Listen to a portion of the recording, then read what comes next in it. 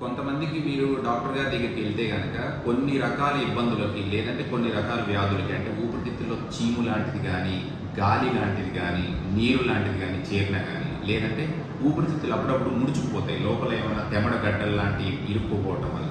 దానివల్ల ఏంటంటే ఊపిరితిత్తులు త్వరగా వాళ్ళు ఇచ్చే ట్రీట్మెంట్ అంటే పైపు లాంటిది వేస్తారు, లేదు అంటే తెమడ కరగడానికి మందులు ఇస్తారు.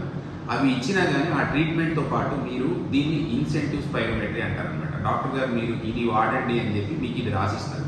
ఇచ్చిన తర్వాత మీకు ట్రీట్మెంట్ ఎంతైతే ముఖ్యమో దాంతోపాటు దీన్ని పీల్చడం కూడా అంతే ముఖ్యం అనమాట. చాలామందికి ఇది ఎలా పీల్చాలి అనేది సరిగ్గా అవగాహన అనేది ఉండదు.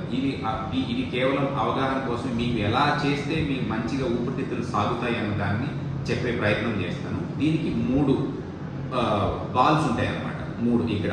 దీంతో పాటు ఇదేమో నోట్లో పెట్టుకొని పీల్చడానికి ఇది ఇలా ఉంటుంది.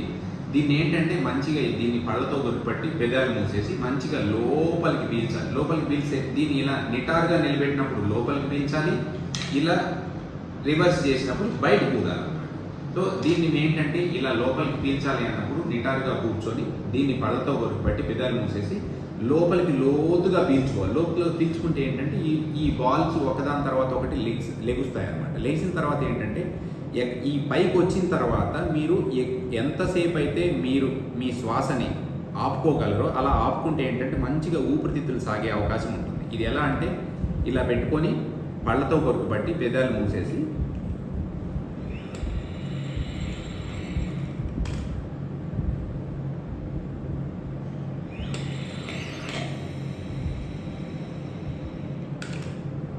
ఎంతసేపు వీలైతే అంతసేపు ఆపుకోగలగాలి.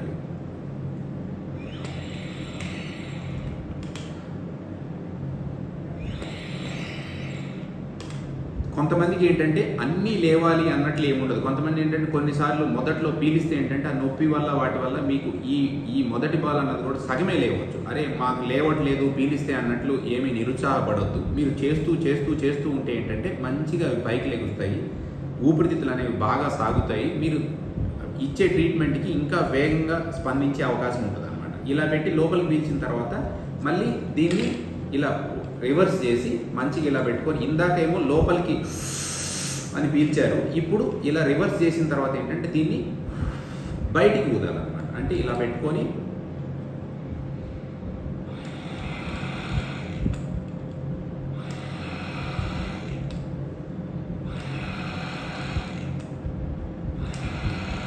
ఎంతసేపు ఎక్కువసేపు ఊదగలిగితే అంతసేపు ఊదితే ఏంటంటే మంచిగా ఈ బాల్స్ అనేవి బాగా పదులుతాయి.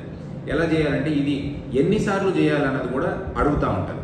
అలా ఏమి లేదు, మీరు ఎన్ని ఎక్కువ సార్లు చేయగలిగితే ఎంత బాగా చేయగలిగితే అంత వేగంగా కోలుకునే అవకాశం ఉంటుంది. ఇలా పెట్టుకొని ఒక 10 సార్లు లోపలికి పీల్చి అలా ఆపిన తర్వాత మళ్ళీ రివర్స్ చేసి ఒక 10 సార్లు బయటికి పీలుస్తూ ఉంటే ఏంటంటే ఊపిరితిత్తులు మామూలుగా మంచిగా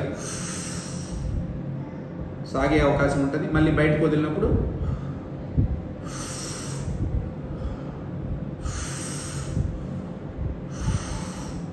అలా చేస్తే ఏంటంటే మన డాక్టర్ గారు మీకు ఇచ్చే ట్రీట్మెంట్తో పాటు ఇది కూడా మీ సహకారం కూడా చాలా అవసరం. మీరు చేస్తే ఏంటంటే మీరు ఇంకా వేగంగా కోలుకొని ఊపిరితిత్తులు త్వరగా మంచిగా అయ్యే అవకాశం ఉంటుంది. అలాగే మీరు హాస్పిటల్ నుంచి కూడా ఎక్కువ రోజులు హాస్పిటల్లో ఉండకుండా ఇంటికి వెళ్ళిపోయే అవకాశం కూడా ఉంటుందన్నమాట.